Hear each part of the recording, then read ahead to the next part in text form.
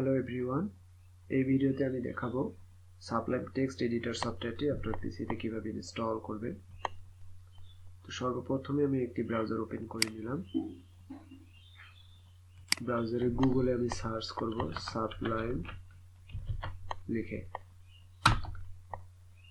Sublime লিখে search করার পর যে ওয়েবসাইটটি আসবে সেটি সাবলাইমের অফিসিয়াল ওয়েবসাইট। আমি এই ওয়েবসাইটে ক্লিক করব অথবা ডাউনলোড যে অপশনটি দেখতে পাচ্ছেন সেখানে ক্লিক করব।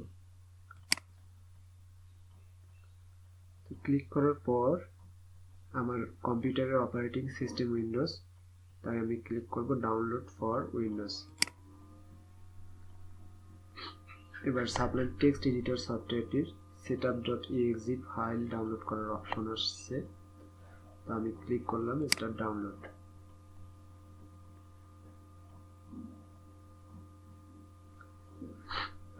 স্টার্ট ডাউনলোডে ক্লিক করার পর আমার ফাইলটি ডাউনলোড হয়ে গেল।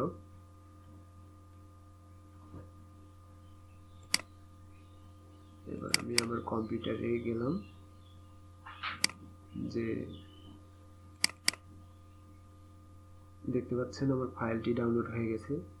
সেটআপ সাবলাইম টেক্সট বিল setup.exe ফাইলে আমি ডাবল ক্লিক করলাম।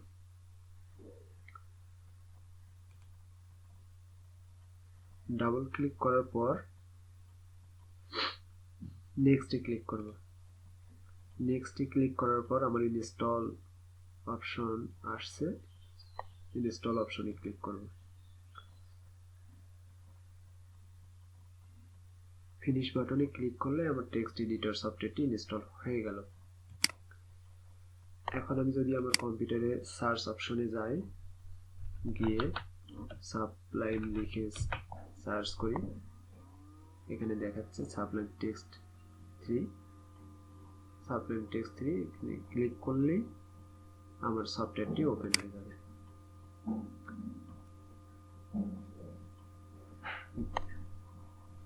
ধন্যবাদ সবাইকে।